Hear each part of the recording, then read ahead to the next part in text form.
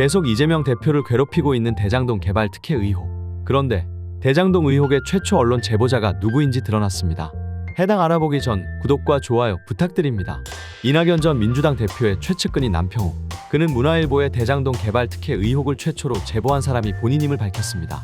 대장동 개발 특혜 의혹을 언론에 제보할 당시 그는 이낙연 민주당 대선 후보 경선 캠프 종합실장을 맡고 있었는데요. 그가 최초로 제보함에 따라 경기도 지역 온라인 매체에 이재명 후보님, 화천대유 자산관리는 누구 것입니까? 라는 칼럼이 올라오게 되고 이후 대장동 의혹이 국민들에게 퍼져나가기 시작했던 것이죠. 이때부터 이재명 대표의 이미지에 금이 가기 시작하고 단순 의혹으로 인해 중도층의 마음이 흔들리기 시작했었습니다. 당시 대장동의 영향이 얼마나 컸냐면 첫째 고발사주가 묻혔습니다. 지지율로도 윤석열은 당내 경선에서 어려움이 있을 정도로 하락하다가 이 대장동 건으로 이슈가 돌아서며 지지율을 회복, 결국 대선 후보가 되었습니다.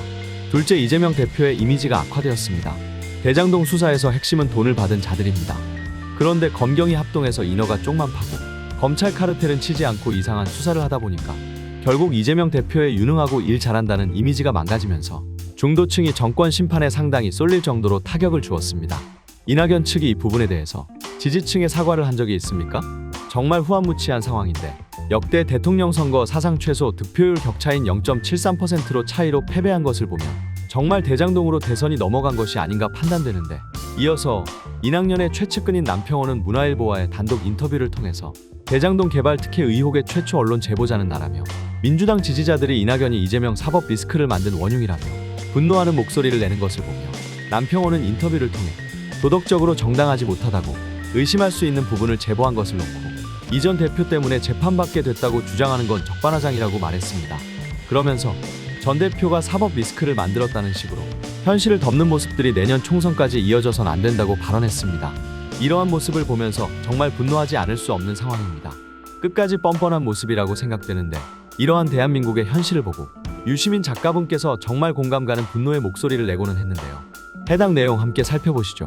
저는 사실은 지난번 총선하고 같은 결과가 나와본들 뭐가 바뀌랴, 그냥 피차간에 서로 하고 싶은 걸 못하게 하는 그 상황이 지속되는 거 아니냐. 그래서 이럴 바에야 차라리 그냥 150석 이상, 그러니까 국민의힘 여당에게는 150이 중요한 숫자입니다. 150을 해가지고 그냥 국회 입법권 없이도 지금까지 해왔는데 이제 아주 확실하게 그냥 윤석열 대통령이 해보고 싶은 대로 그냥 다 해버리게 해라 차라리. 네. 아니면 이 대통령에 대해서, 이 정부에 대해서 비판적인 세력을 아예 200석 이상을 줘가지고 거부권을 무력화시키든가 둘 중에 하나를 해야지. 그러니까 중간에 어중간하게 야당이 이기는 선거, 지난번처럼 그거는 아무런 변화를 못 가져올 것 같다. 차라리 여당에 150석을 주든가 이상을, 야당 다 합쳐서 뭐 200석 이상을 아예 주든가. 200석이 우리 유 작가님의 본심. 그 얘기를 그러니까 결국 다르게 표현하면 국민의힘에 집권 여당에 100석 이하를 주든가 150 이상을 주든가 둘 중에 하나를 하는 게 차라리 낫지 않나? 알겠습니다. 정치 업그레이드는 또 천천히 하고요. 알겠습니다. 지금 그런